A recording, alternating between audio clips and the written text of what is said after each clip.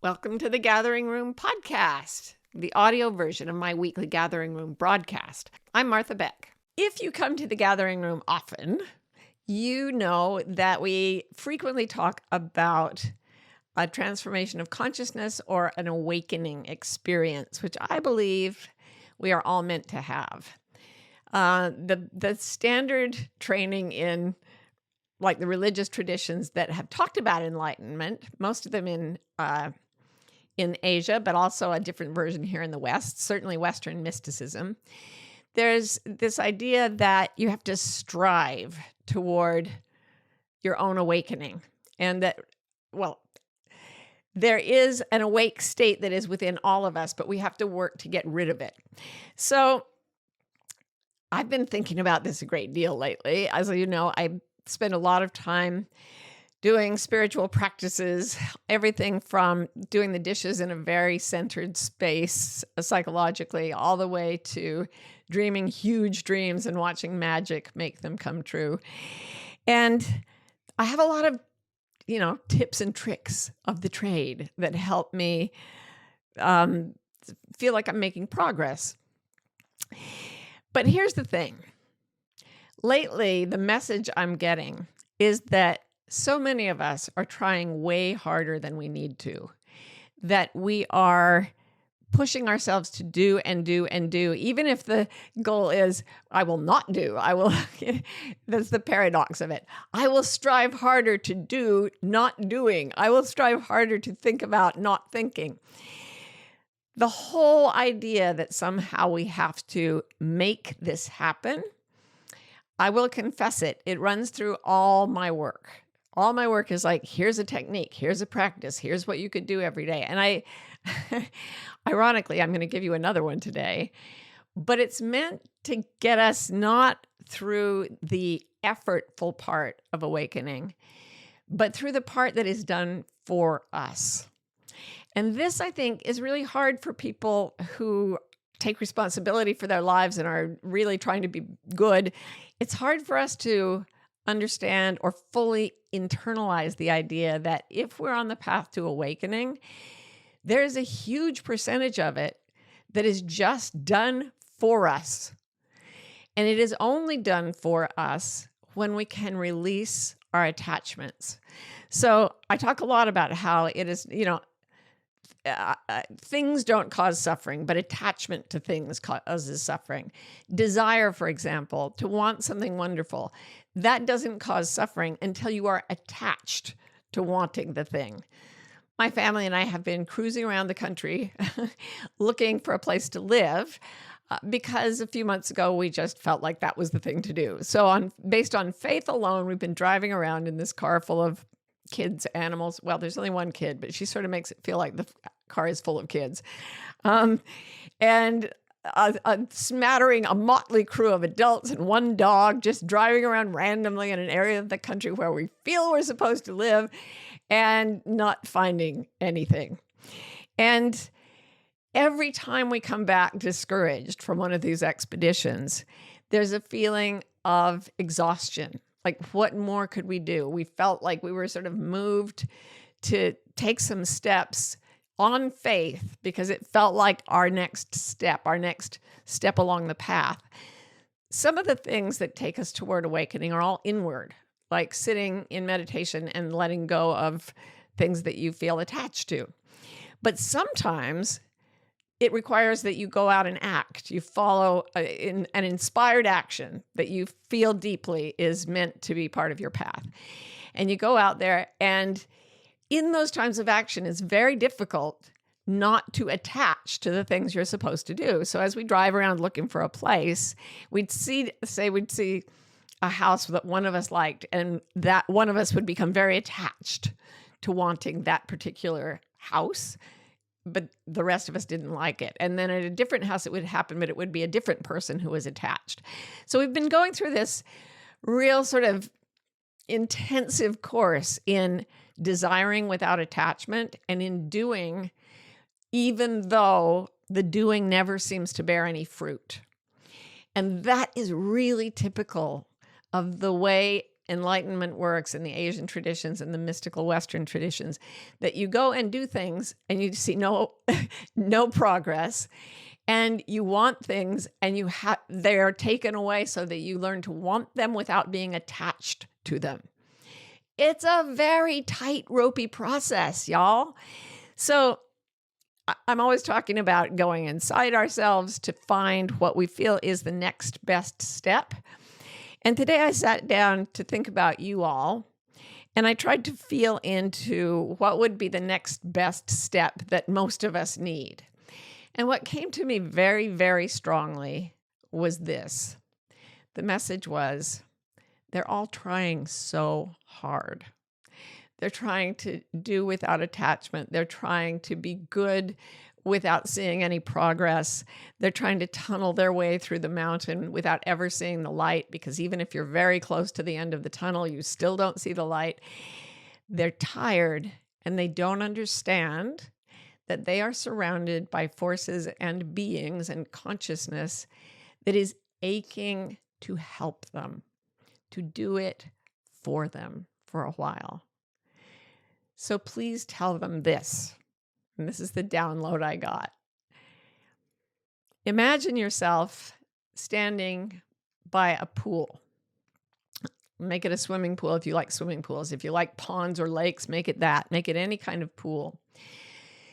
And you're exhausted from trying and from trying not to try. And you're exhausted from being attached and trying not to be attached, and then trying not to be attached to not being attached. And the paradoxes of awakening have turned your brain into mush, and your body is exhausted, and you still have to deal with the toddler in the car seat and the dog who insists on sleeping on the gear shift, and the fact that you've worked and worked and worked at something and your wishes still haven't been granted. There you are in your full exhaustion, and there's this pool. And you walk into the pool, and as you go in, you realize it's exactly body temperature. There's no feeling of chill. There's no feeling of heat. You are walking into something that feels like no thingness because it's exactly right for you. It's completely and totally comfortable. And you take a few more steps, it gets deeper, And you can feel that this is different from other water that you've been in. It feels denser. It feels more supportive. And you keep walking in. And the sensation of being surrounded by warmth and this gentle pressure on you gets stronger and stronger. And you keep walking in, and you keep walking in. And then your feet leave the bottom and your arms go out, and you find yourself effortlessly floating on this perfectly warm, buoyant liquid. And you realize you don't have to do anything, that you can relax completely like people do in the Great Salt Lake or in other high saline lakes where the body is more buoyant than in just regular water. You realize you can let go with everything. You let your head go, and it stays, your face stays above the water. You let your arms go, and they float perfectly. You let your legs go and your torso, and everything is held. And as you lie there, every single muscle in your body starts to relax because it's all held. And the more you are relaxed, the more you relax each muscle, the more you feel that you are held. And then you start to realize, because your heart begins to relax, you realize that you're not in water. You are in the essence of beings who have loved you all your life and who are showing up in this fluid form because they yearn to carry you. And all your sorrows and all your hopes and all your fears are known to these beings of consciousness. They are all known. It's not just a pool of liquid you're floating in. It's a pool of consciousness that understands you completely and loves you absolutely. And it wants to carry you for a while. its request is, just please let us do this for you. You work so hard, and we love you so much. Let go for now. So with every breath, you feel this more strongly. You can feel yourself pervaded with the love of these beings. And you start to breathe more deeply.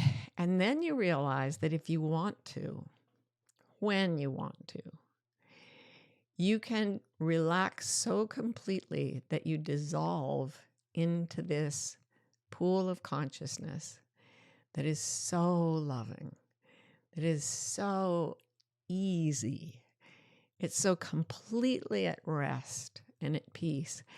And if you let yourself dissolve, your fingers go, your toes, and then all the way up your arms and all the way to your torso, but it's not frightening. You don't lose your sense of who you are. You just feel that these beings of love and you are the same thing. And then you start to realize that if you completely let go, you can hold others the way you are being held without any effort on your part. And you can invite anyone who is in suffering, in sorrow, in fear.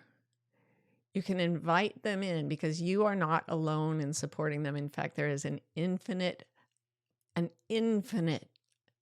amalgamation of consciousness whose job it is to hold and love and heal and facilitate the awakening that is meant to come. So if you can just do this little meditation for 3 or 4 minutes when you get really tired, when you lie down at night, or when you have a chance to take a break during the day. You can do it sitting up, you can do it standing, but it's better if you can lie right down flat.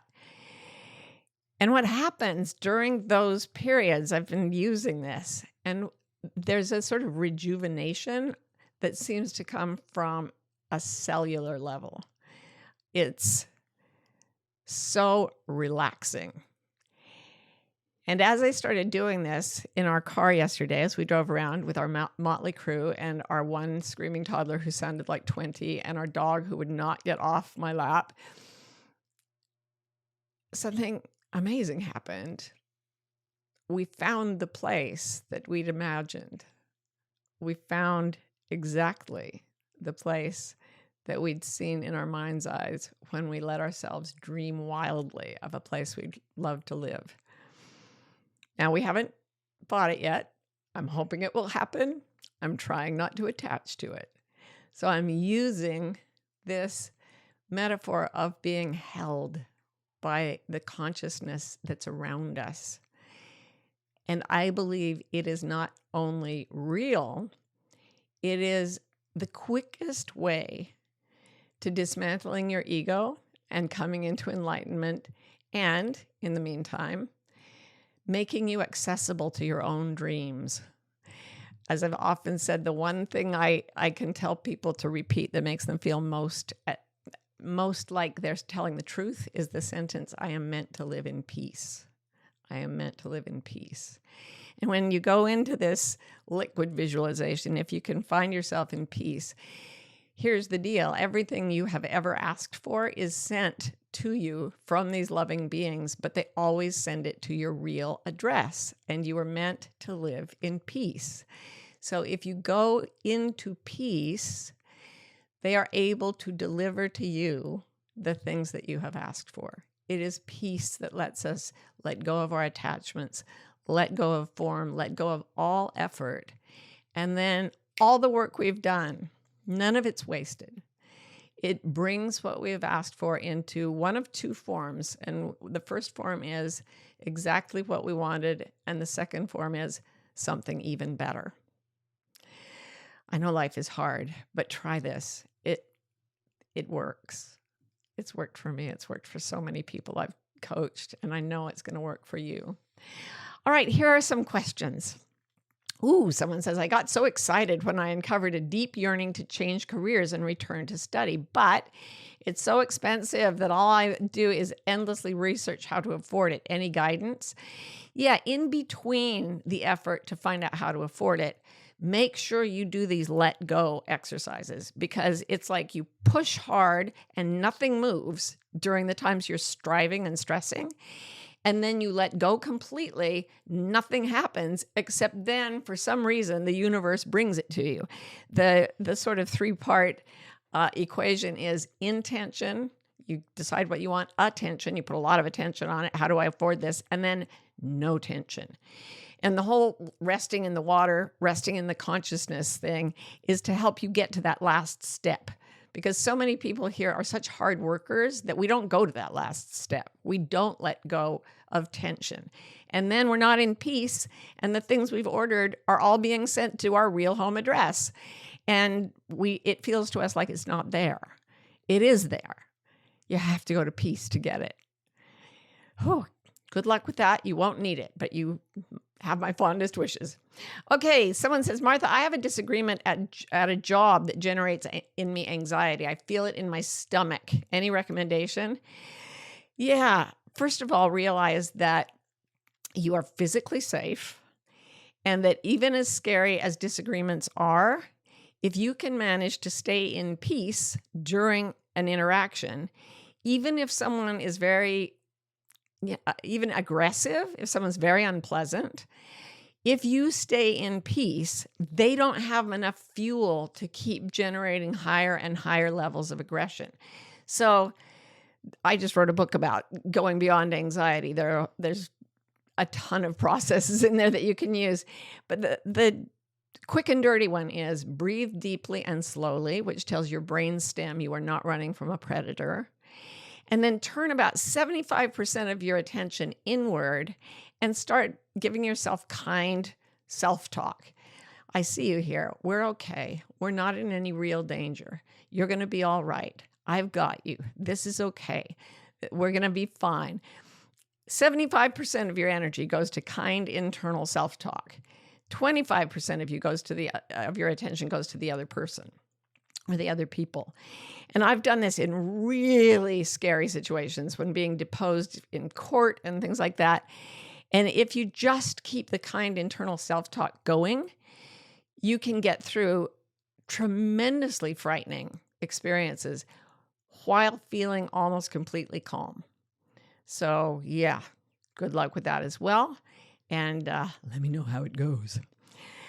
Okay, someone says, what do you do when your heart starts to dream up a really ambitious dream, which is both exciting and terrifying? In our Wilder community this month, our theme of the month is imagination. And we talked about, at our last get-together, we talked about what do you give yourself permission to imagine? And people started taking off the shackles on their imaginations, and they started having big dreams. There were a lot of dreams about like communities of people who live in enlightened ways. That sounds very cult-like, but it was like being with a village of people you love and who are on your wavelength and, respecting the earth and loving each other. There were all these big, big, big, exciting dreams.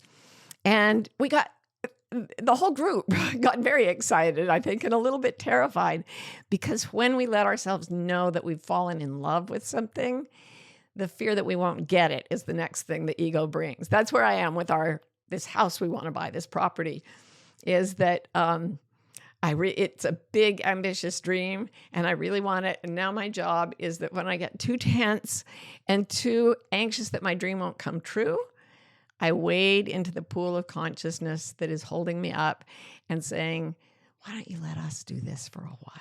For some reason, it always says us. It always speaks in the first person plural. I don't know. But I do know that I can relax into it and then dissolve into it. And when I think about helping other people relax and being part of the buoyancy that holds them up, that really helps me dissolve. And then my big exciting dreams, more times than I can even tell you, have come true. Little ones too. All sorts of dreams have come true in ways, as we say in my family, never by logic, always by magic. It always comes in a way that surprises and delights me. And I think you're going to have the same experience if you keep allowing the pool of consciousness to do what it wants to do for you and with you. Next question. The problem is when you're in financial crises in this material world, you are more like a hot potato than feeling fluid. How to turn all real world pressure into trust to unknown. So hard, isn't it? It's this whole, we know that way back, even in biblical times, in New Testament times, that was one of the things Jesus kept telling his followers. He said, consider the flowers of the field. They don't work, they toil not, neither do they spin. Yet Solomon in all his glory was not arrayed as one of these. If God so clothed the grass of the field, which today is and tomorrow is cut down and tossed into the oven, cast into the oven, how then will he not clothe you, O ye of little faith? That was a long quote from my old Mormon background.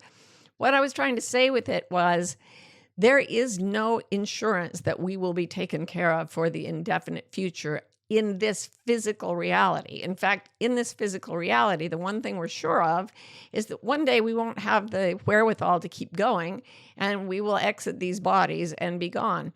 So it looks from the material realm like all there is fear. All that will happen is, decay and decomposition and loss, and that we have to work and work and work in order to stay afloat. And that's why I think this image came to me so strongly, is that something wants us to float, and it's a backwards logic. So we think that if we strive hard enough, we'll get enough stuff to feel safe in the world. And that is really, really hard when you're without sufficient financial means. I know how hard it is. And yet, I also know that the logic we use is backwards from the magic of the non-physical track. In the non-physical track, it's not that you get stuff and then you trust you'll be okay. It's that you trust you'll be okay, and then you get stuff. I have never in my life been allowed to just get enough stuff to be okay without having to trust first in a situation where I wasn't okay.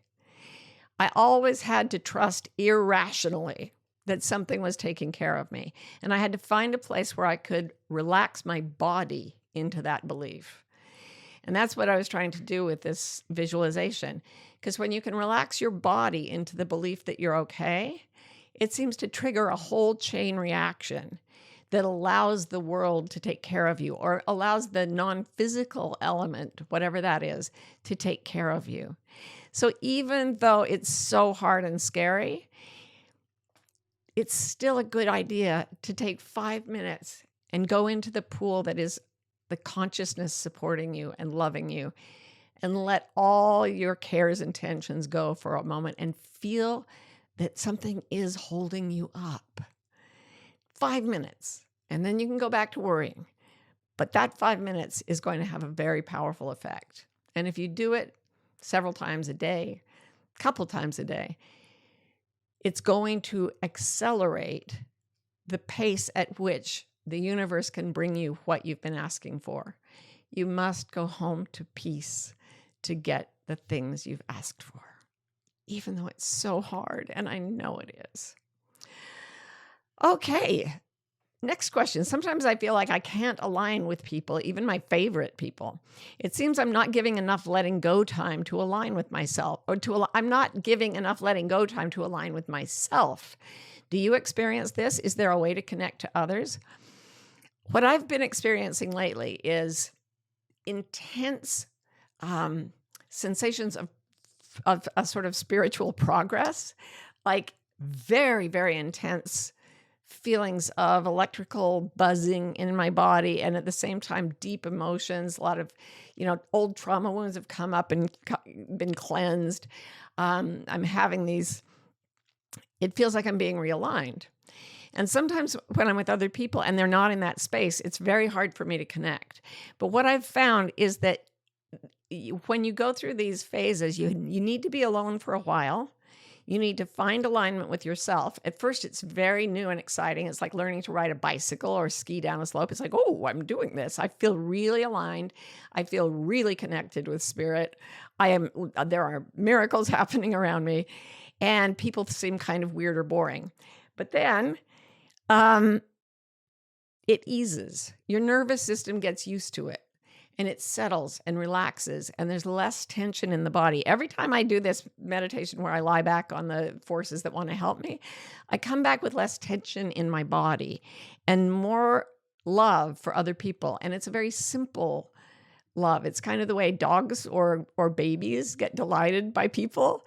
I don't have complex needs to align with them. I just like them.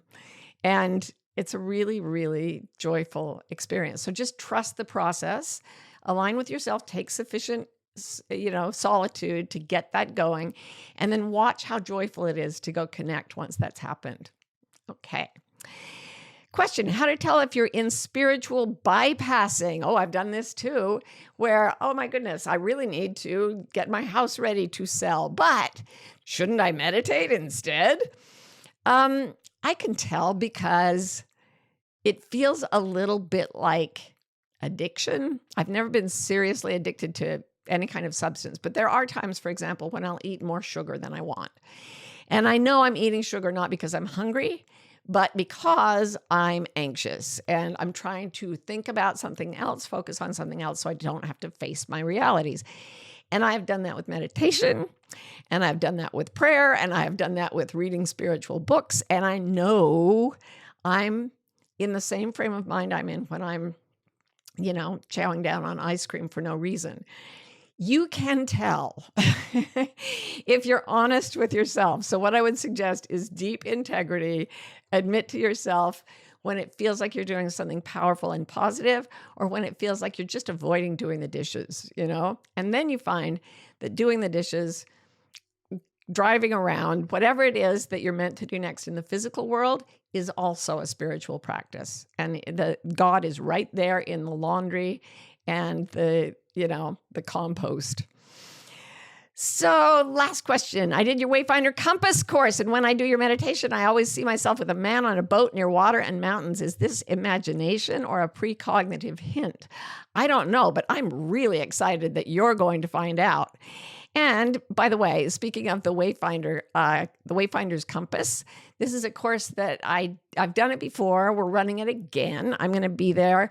There'll be some recorded stuff, but I'm also going to be showing up live to talk about how we get through the anxiety of the time we're living in and follow our internal compasses so that we know exactly where we're meant to go next. There may be a time, I used to think that when I would see like scenarios in my head, that it was always metaphorical. And then I started to see the things that had appeared in my head. And this was years ago. And I've learned that no matter how odd something may seem, I remember one of them was an elephant, and then right next to it was some penguins. I had this image long, long ago. And I went to South Africa years later, and I saw the elephant exactly as it had appeared. And then later I was on a beach in South Africa. I didn't know there were penguins and elephants in the same part of the world, but there they were, the penguins that I'd seen. So I think sometimes we're given these precognitive images so that when we get there, it's like a God wink from the beings that are holding us up. So if you want to hear much more about this, come to the Wayfinders Compass course, sign up for it. It's going to be really fun. It's going to be a wonderful community and a way that we can hold each other in this process of first pushing and then trusting and then trying and then not trying at all. This is all part of the art of navigating through the world. So I hope you join me in there, and I'm very grateful that you joined me here, and I hope you can lean back and let the forces that love you carry you along today, tomorrow, the next day, and every day after that. Thank you for being here. See you soon on the Gathering Room again.